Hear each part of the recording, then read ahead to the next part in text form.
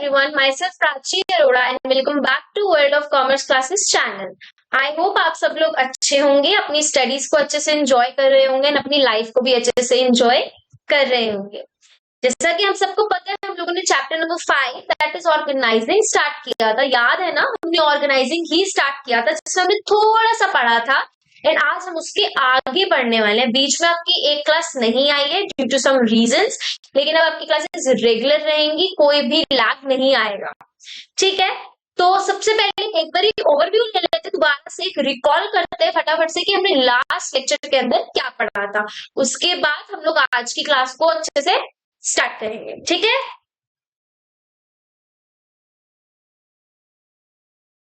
या हम लोगों ने स्टार्ट किया था ऑर्गेनाइजिंग। देखिए, अगर हम बात करें ना, तो ऑर्गेनाइजिंग, स्टाफिंग, डायरेक्टिंग, ये 3 चैप्टर्स बहुत इंपॉर्टेंट है एंड उतने ही लेंथी भी है।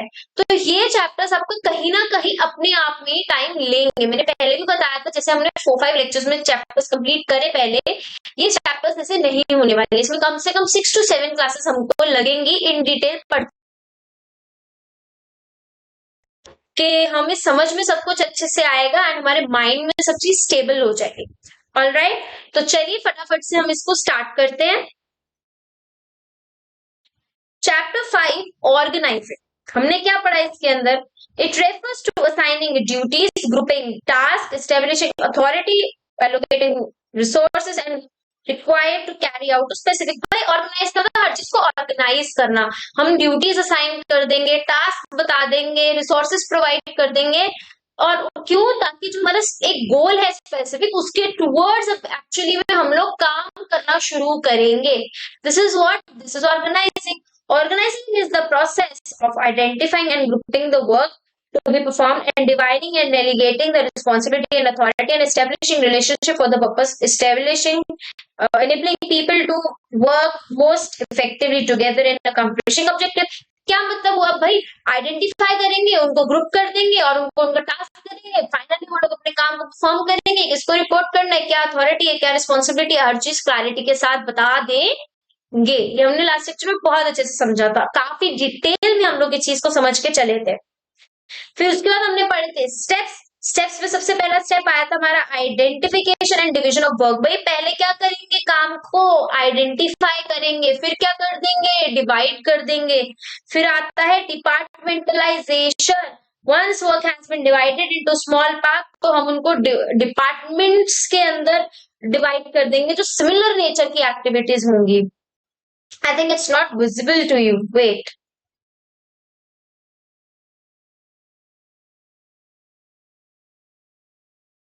Yeah.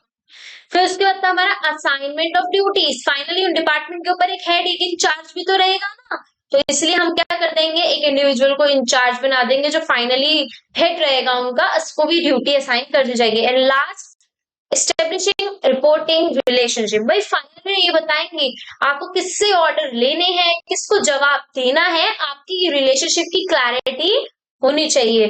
merely allocating work is not enough. Each individual should also know who he has to take orders and from whom he is accountable. All right, हमने ये steps पढ़े थे organising के। इसके अंदर हमने एग्जांपल क्या लिया था, याद है आप लोगों को? हमारी जीजी जो शॉप चल रही है इतने समय से, इसके अंदर हमने लिया था जीजी के अंदर हमारे 3 स्टॉल्स आ गए थे, एक गोलगप्पे का, एक टिक्की का एंड एक पाव भाजी का, है ना? ये 3 थे हमारे। तो हमने इसको अलग अलग बांट दिया था। हमने कहा था भैया इसका जो इंचार्ज होगा, यहाँ पे काम करने वाले यहाँ नहीं जाएंगे, या ये इनको काम नहीं दे सकता। ये हमने बहुत डिटेल में पढ़ा था। इसके लिए अगर किसी ने लास्ट लेक्चर मिस किए तो प्लीज पहले जाकर लास्ट लेक्चर देखिए, तभी आपको आज की क्लास समझ अच्छे से आएगी, अदरवाइज नहीं आएगी। चलिए, अब हम फाइनली आज के टॉपिक पर आते हैं, that is importance of organising.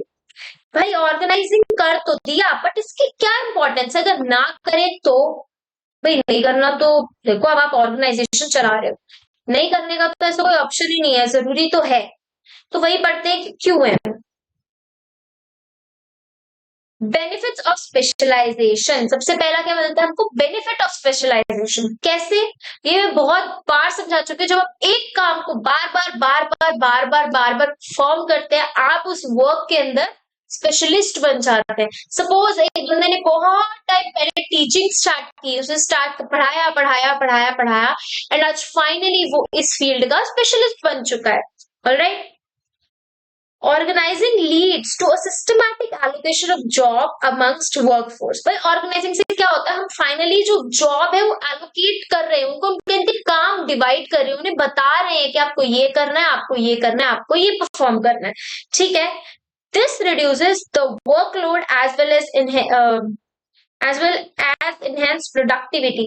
भाई इससे वर्कलोड कम हो जाता है। अब मैं एक साथ एक काम बोलूं कि ऐसे आपको दिख रहा है, आपको यस, ऐसे आपको बहुत सारे बॉक्सेस बनाने हैं। कितने बनाने हैं, मैंने टारगेट दिया 1 लाख बॉक्सेस, लेकिन मैंने कुछ प्रॉपर डिवाइड नहीं किया, कुछ डिविजन नहीं किया, मैंने कुछ भी नहीं किया। जस्ट आपको बता दिया कि आपको ये परफॉर्म करना है। सो ऐसे तो बहुत वर्कलोड आ जाएगा, जब कुछ होगा नहीं। भाई इसीलिए मैंने क्या किया, मैंने ऑर्गेनाइजिंग किया, सबको उनके उनके काम मैंने बताया, उनको ग्रुपिज्म में डिवाइड किया, डिपार्टमेंटलाइजेशन, बहुत सारे काम जितना भी मुझे करना था ग्रुप में मैंने डिवाइड कर दिया एंड उनको उनके उनके टास्क दे दिए। इससे क्या, जो वर्कलोड है वो क्या हो गया, वो कम हो गया एंड जो काम हमारा निकल कर आएगा वो बहुत उभर कर आएगा, क्योंकि कंफ्यूजन भी नहीं होगी, सबको अपने अपने काम पता है, सब अपने अपने काम परफॉर्म करेंगे। तो इससे क्या होगा, वर्कलोड कम हो जाएगा और काम जो होगा वो बहुत प्रोडक्टिव निकल कर आएगा, because the specific workers performing a specific job on regular basis। ये है इस वर्ड का जो स्पेशलाइजेशन है ना आपका, इसका रियल मीनिंग क्या है। अब ऐसा क्या है, देखो एक ऑर्गेनाइजेशन, एक फैक्ट्री है, यहाँ पर 20 वर्कर्स काम करते हैं। अभी हमें एक एग्जाम्पल लेकर चले, चलिए देखिए, इस फैक्ट्री में 20 वर्कर्स काम करते हैं, जिसमें से मैंने देखा कि 10 वर्कर्स तो है हमारे परमानेंट और 10 वर्कर्स ऐसे हैं जिनका टर्नओवर होता रहता है, मतलब जो चेंज करते रहते हैं बार बार। अभी इनका तो जाने दो, क्योंकि इनको हम नहीं कर सकते, अभी आज चला गया, कोई आ रहा है, कोई आ रहा है, कोई आ रहा है। बट वो परमानेंट 10 वर्कर्स जो मेरे पास कॉन्स्टेंटली काम करे जा रहे, हो गया साल डेढ़ 2 साल, एक दिन ऐसा आएगा वो उस काम के अंदर स्पेशलिस्ट बन जाएंगे। पहले उनको ये बॉक्सेस बनाने में एक बॉक्स बनाने में उनको 2 आवर्स लगते थे, तो अब उनको सिर्फ 50 मिनट्स लगते हैं इस बॉक्स को बनाने में। वाई, बिकॉज उनको वो स्पेशलिस्ट हो गया, उन्हें उन्हें पता, तुम बातें करते करते भी फटाफट बना लेते हैं, राइट। तो इससे क्या मिला उनको, बेनिफिट ऑफ स्पेशलाइजेशन, क्योंकि वो रेगुलर बेसिस पे आते हैं, वो परमानेंट बेसिस पे हमारे, हमने रखा नहीं है उनको परमानेंट बेसिस पे, बट वो ऑलरेडी है हमारे पास। तो इससे उनको क्या मिला, बेनिफिट ऑफ स्पेशलाइजेशन। क्लियर, चलिए next. Next is clarity in working relationship. क्या ये बताने की जरूरत है, नहीं है।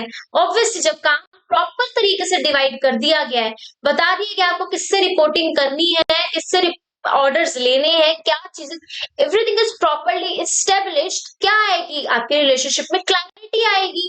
भाई टिक्की वाले बंदे को अपनी रिपोर्टिंग पाव भाजी सेंटर के इंचार्ज को नहीं करनी। This is what, this is clarity in relationship, कि you are not suppose to report to him, आपको अपने ही बंदों के पास रिपोर्टिंग करनी है। ठीक है, एक बार पढ़ते हैं। The establishment of working relationship clarify lines of communication and specifies who is to report and to whom. वही सेम लाइन, ये इसकी स्टार लाइन है, इसको याद रखिएगा।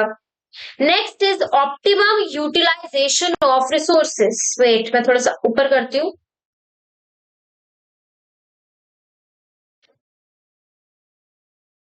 ऑप्टिमम यूटिलाइजेशन ऑफ रिसोर्सेज, अभी इसको भी बताते हैं। ऑप्टिमम यूटिलाइजेशन ऑफ रिसोर्स, मैंने रिसोर्सेज सबको बांट दिए। ऑर्गेनाइजिंग में मैंने क्या किया, उनको टास्क दिए, उन्हें काम असाइन किए, फाइनली उन्हें रिसोर्सेज प्रोवाइड कर दिए। अब जो रिसोर्स उनको प्रोवाइड किया गया है वो उसको बहुत अच्छे से यूटिलाइज करेंगे, वेस्ट नहीं जाएगा। ऐसा नहीं किया कि मैंने उनको, सपोज कीजिए मैंने उन्हें एक क्या रिसोर्स प्रोवाइड करें, सपोज कीजिए मैंने मशीन्स को रन करने के लिए ऑयल दिया और मैंने सेपरेटली दे दिया। अब मैं अगर एक ही ऑयल का बहुत बड़ा सा कैन दे रही हूँ, अब उसमें से कोई कितना लेकर जा रहा है, कोई कितना लेकर जा रहा है, कोई कितना लेकर जा रहा है, तो समहाउ वेस्टेज भी होगी। लेकिन मैंने प्रॉपर असाइन किया, आपको इतना मिलेगा, आपको 1 बकेट है, आपको आपकी मशीन के लिए 1 बकेट। ठीक है, तो अभी प्रॉपरली मैंने डिविजन कर रखा है, तो इससे यूटिलाइजेशन प्रॉपरली होगा। Organizing leads to proper usage of all material, financial, and human resources. A proper assignment of job avoids overlapping of work and also makes possible best use of resources. वही ये proper management अगर होगी तो काम overlap नहीं होगा और resources का better utilization होगा, अच्छा utilization होगा।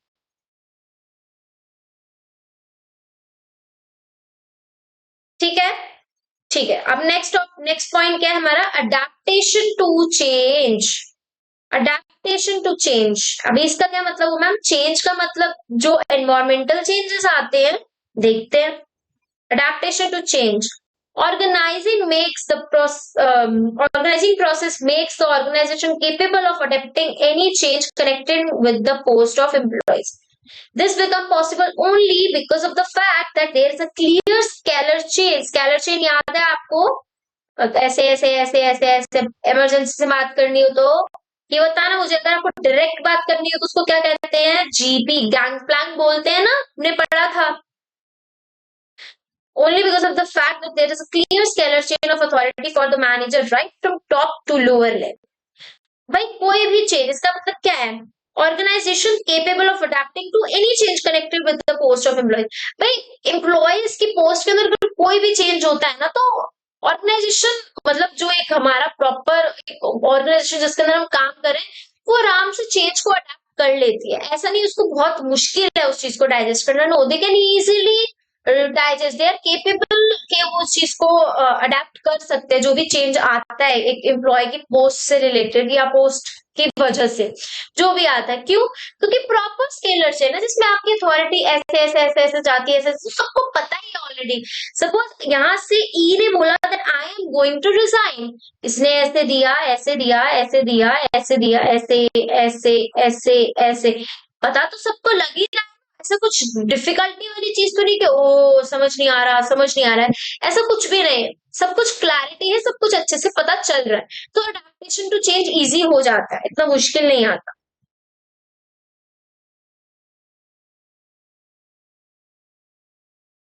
बेचारा,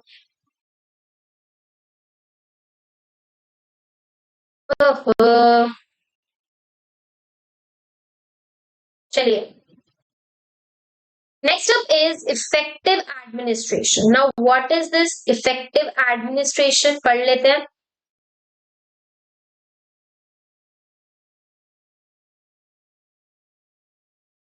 The process of organizing makes a clear mention of each and every activity of every manager and also to their extent of authority. It is also made clear as to whom shall a manager order for a particular job. Do I need to explain this? ये भी clarity in working relationship की तरह ही है। भाई वो क्या बोल रहा है, भाई ऑर्गेनाइजिंग क्या हेल्प करता है, प्रॉपरली बताता है हर एक बंदे को क्या काम करना है, मेंशन करता है ईच एंड एवरी मैनेजर कि उनकी कितनी अथॉरिटी है, कहाँ तक अथॉरिटी है, हर चीज क्लियर की जाती है। यार ऑर्गेनाइजिंग का मतलब आप हर चीज डिविजन कर रहे हो, हर चीज क्लैरिटी से डिवाइड हो रहा है, बताया जा रहा है, आप वर्क असाइन कर रहे हो, तो इफेक्टिव एडमिनिस्ट्रेशन। भाई यहाँ पर भी सेम ही चीज आ रही है, एक सेकेंड, हाँ यहाँ पर भी सेम चीज आ रही है। इसने ये भी क्लियर कर रखा है कि मैनेजर किसको ऑर्डर देगा फॉर अ पर्टिकुलर जॉब। टिक्की के इंचार्ज को पता है कि मुझे टिक्की वाले लोगों को ही ऑर्डर देना है, मैं पाव भाजी सेंटर के लोगों को ऑर्डर नहीं दे सकता। So there is an effective administration. ठीक है, next is development of personnel. अभी पर्सोनल मतलब एम्प्लॉयज, जो लोग काम कर रहे हैं। Under the process of organising delegation of authorities practice. अभी मैम ये डेलीगेशन ऑफ अथॉरिटी क्या है, देखो आप लोगों के सिलेबस के अंदर डेलीगेशन बहुत इंपॉर्टेंट एस्पेक्ट है, इज सो इम्पोर्टेंट। डेलीगेशन आपका आगे जाके टॉपिक भी आने वाला है डेलीगेशन, तो उसकी कोई इश्यू नहीं है। डेलीगेशन मतलब आपके पास जो पावर है ना, आपने उसको डेलीगेट कर दिया बाकी लोगों के अंदर। ठीक है, This is done not because of the limited capacity of any individual, but also to discover new techniques of work. It provides opportunities of taking decision to subordinates. देखो फाइनली अभी एक हेड है, उसने अगर अपनी कोई पावर को divide किया है, लोग पूरी नहीं थोड़ी सी डेलीगेट उसने अपनी पावर की है, एंड उसको पता चल रहा है यार मैंने इस पावर को इस बंदे को दिया तो ये इस तरीके से काम परफॉर्म कर रहा है, मैंने इसको दिया ये ऐसे परफॉर्म कर रहा है, मैंने इसको ये काम दिया ये ऐसे परफॉर्म कर रहा है। तो डेलीगेशन करने से मुझे पता चला नया नया तरीका, वो ऐसे काम कर रहा है वो ऐसे काम कर रहा है, एंड फाइनली जब वो लोग काम कर भी रहे हैं इससे क्या हो रहा है उनकी डेवलपमेंट हो रही है। वो लोग नई चीज भी अगर कर रहे हैं कोई तो उसमें अपना माइंड अपने आइडियाज यूज कर रहे हैं, अपना दिमाग लगा रहे हैं उस चीज के अंदर, तो उसका क्या बेनिफिट है? अल्टीमेटली उसका बेनिफिट यही है कि उन्हीं की डेवलपमेंट हो रही है। So it is development of person. भाई जिस बंदे ने अपनी पावर डेलीगेट की उसको तो नए वेज नई चीजें पता चल ही रही है। सिमिलरली जिस बंदे को डेलीगेट हुई है वो पावर्स उसकी भी डेवलपमेंट हो रही है। So it helps in development of person. Last but not the least, expansion and growth. भाई जाहिर सी बात है एक्सपेंशन एंड ग्रोथ तो होनी ही होनी है। The process of organising allows employees to the freedom to take decision which helps them to grow। भाई आप डिसीजंस भी लेते हो, ऐसा तो है नहीं आप सिर्फ सुन रहे हो, आप अपने भी डिसीजंस लेते हो, आइडियाज रखते हो। जब आप आराम से डिसीजन लेते हो काम करते समय तो इससे क्या हो रहा है, आप ग्रो हो रहे हो। It's you to grow.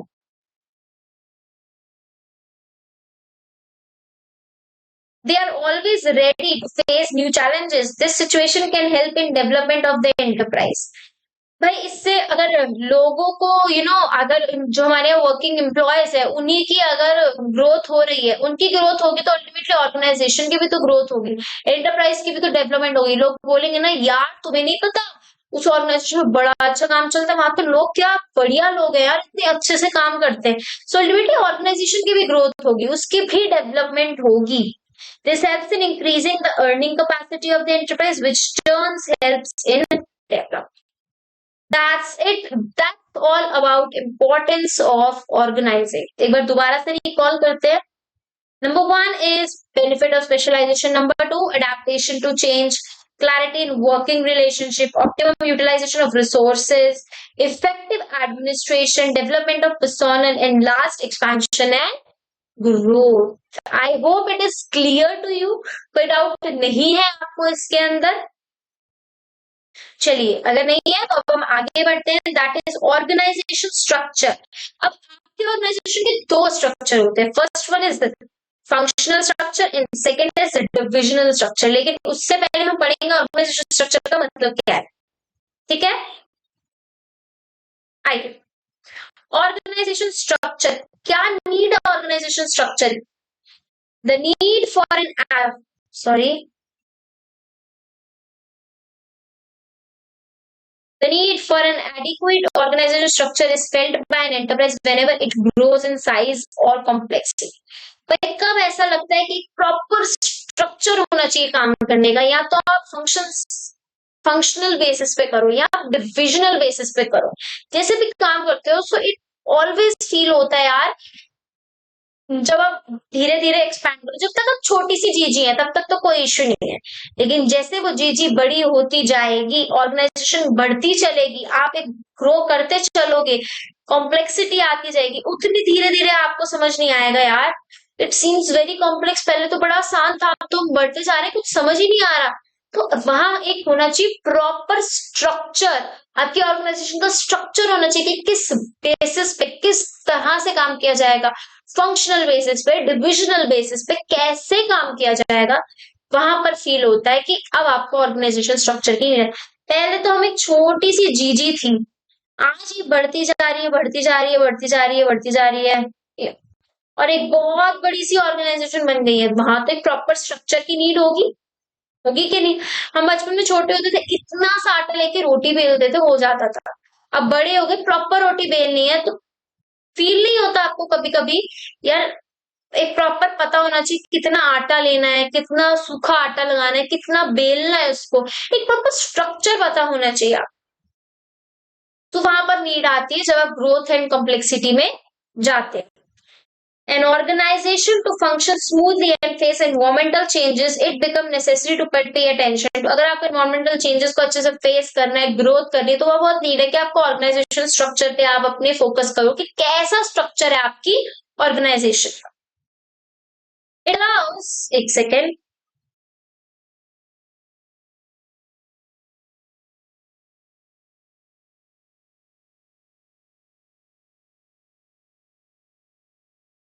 yeah, just 1 second.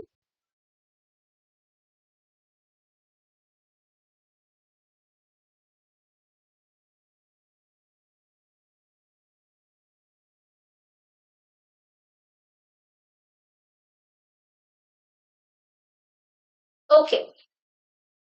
It allows correlation and coordination among human, physical, and financial resources, and this enables a business enterprise to accomplish desired. भाई जब प्रॉपर स्ट्रक्चर होगा आपकी ऑर्गेनाइजेशन का, तो obviously बात है, जब तो हर चीज everything depends upon clarity, everything depends upon proper coordination and correlation. जब अच्छे से देखो, अगर आपका प्रॉपर ऑर्गेनाइजेशन स्ट्रक्चर होगा, आप अगर डिविजन, अब आप सोच रहे हो मैम क्या बार बार फंक्शनल डिविजनल है, अभी इन डिटेल पढ़ेंगे, थोड़ा सा सस्पेंस में रहने दीजिए, उसके बाद हम इसको अच्छे से डिटेल में पढ़ेंगे कि क्या होता क्या है फंक्शनल डिविजनल. और आपको समझ में आ रहा है फंक्शनल, फंक्शंस, डिविजनल, कुछ डिविजन होता होगा, सोचते रहो, पढ़ेंगे, ऐसी बात नहीं है. ठीक है, तो अगर आप प्रॉपर एक ऑर्गेनाइजेशन स्ट्रक्चर मेंटेन करते हो, इससे क्या है, सबके बीच में कोऑर्डिनेशन एंड कोरिलेशन तो आएगा ही आएगा. साथ ही साथ जब सब अच्छे से काम करेंगे मिलकर, कोऑर्डिनेशन से अच्छे से हर चीज स्टेब्लिश है, क्लैरिटी है, सब चीज है, तो आपका जो डिजायर्ड गोल है वो अच्छे से तो अचीव होगा ही होगा, है ना. A proper organization structure is essential, ये भी इंपॉर्टेंट है, IMP, to ensure a smooth flow of communication and better control over the operation of business enterprise. क्या है भाई, प्रॉपर स्ट्रक्चर क्यों होना चाहिए, ताकि जो कम्युनिकेशन है उसका फ्लो बहुत स्मूथ रहे, आपको हर चीज क्लैरिटी, दैट्स इट, फ्लो बहुत स्मूथ रहे, आप बेटर कंट्रोल कर सके बिजनेस ऑपरेशंस पे. ये कैसे है, या फंक्शनल या डिविजनल, ये ऑप्ट किया जाता है, ठीक है ना. अब फाइनली हम पढ़ते हैं what are the types of organisational structure. Organisational structure दिख गया ma'am, functional structure and divisional structure. अभी मैं आज इनको स्टार्ट नहीं कराऊंगी, बिकॉज हम नेक्स्ट क्लास में पूरा फंक्शनल एंड पूरा डिविजनल अच्छे से लेकर चलेंगे. पहले हम लोग फंक्शनल पढ़ेंगे, फिर हम लोग डिविजनल पढ़ेंगे, देन हम इन दोनों के बीच का डिफरेंस भी पढ़ने वाले कि इन दोनों में क्या डिफरेंस है. बिकॉज अगर मैं आज आपको एक पढ़ा दूंगी तो आपको दूसरा समझने में इशू आएगा, वही मैं दूसरा पढ़ा दूं पहले एक दिन, तो बहुत कंफ्यूजिंग है. इन दोनों टॉपिक्स को साथ में लेंगे, पढ़ेंगे, एंड देन इन दोनों के बीच का डिफरेंस भी अच्छे से पढ़ेंगे, सो दैट हमारे माइंड में क्लैरिटी आ सके. मैम इतना क्लैरिटी पढ़ रहे तो माइंड में भी तो क्लैरिटी होनी चाहिए ना. तो इसीलिए हम लोग इसको नेक्स्ट क्लास में कवर करेंगे. मैं इस चैप्टर के बहुत बड़े बड़े लेक्चर्स नहीं लूंगी, एक घंटे के, 1.5 घंटे के, 50-50 मिनट के, आधे घंटे के, हाँ आधे घंटे के, 25-30 मिनट के ही हम इस चैप्टर के लेक्चर्स देंगे. क्योंकि अगर मैं इनको लेंथी लेने लग गई, अगर मैं आपको आज ही फंक्शनल डिविजनल भी करा दूंगी, तो आपको बहुत बर्डन फील होगा कि यार एकदम से मुंह पे इतना सब कुछ मार दिया, कैसे समझ में आएगा. उसकी कोई टेंशन नहीं है, हम आराम आराम से चलेंगे, कोई जल्द वाली बात नहीं है, पर हमारा सिलेबस ऑन टाइम कंप्लीट हो जाएगा. This is my promise to you, mark my word, syllabus on time complete हो जाएगा. अक्टूबर तक हमारा सिलेबस पूरा कंप्लीट हो जाएगा, दोनों की दोनों बुक्स, ठीक है, सब कुछ प्लान है, तो उसके लिए बिल्कुल वरी मत कीजिएगा. तो अगर अभी हमने आज क्या पढ़ लिया, हमने इंपॉर्टेंस पढ़ ली, नीड पढ़ ली कि ऑर्गेनाइजेशन स्ट्रक्चर चाहिए. पेपर में साफ क्वेश्चन आ सकता है, what is the need of organisation structure, तो अभी लिखेंगे प्रॉपर कोरिलेशन कोऑर्डिनेशन में हेल्प करता है, स्मूथ फ्लो होना चाहिए, वर्किंग रिलेशनशिप क्लैरिटी होनी चाहिए, जो ग्रोथ इन साइज में होती है, कॉम्प्लेक्स सिचुएशन से डील करने के लिए आपके पास प्रॉपर स्ट्रक्चर होना चाहिए. ठीक है, मैं ना आपको कल इसका एक, कल क्या अभी लिखते हैं, चलो कल का वेट क्यों करना, जब आज ही पढ़ा है तो आज ही लिखते हैं. आज आपको एक नई चीज सिखाती हूँ मैं, ये आपको हर चीज में हेल्प करेगी, देखना.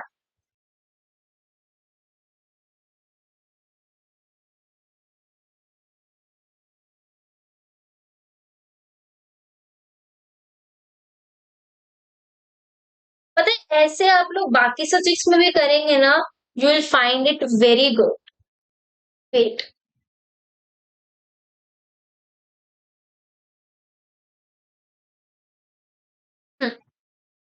ठीक है, यहीं पे स्पेस है, यहीं पर लिखते हैं. अभी हम इसका एक क्या लिखेंगे, इसको हम लिखेंगे क्रक्स. क्रक्स समझते हैं आप? एकदम शॉर्ट में कि हमने इसमें बेसिकली क्या क्या पढ़ा. ठीक है. नंबर 1, इसकी नीड पढ़ी हमने. नीड क्या है इसकी, कब पढ़ती है नीड? ग्रोथ एंड कॉम्प्लेक्सिटी में. ठीक है. सेकंड क्या पढ़ा हमने? फॉर स्मूथ फंक्शनिंग चाहिए होता है ये क्या? Organisation structure.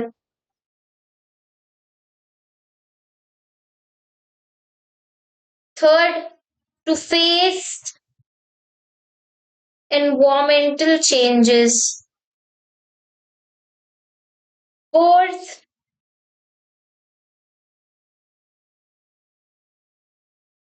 correlation and coordination among resources. Fifth,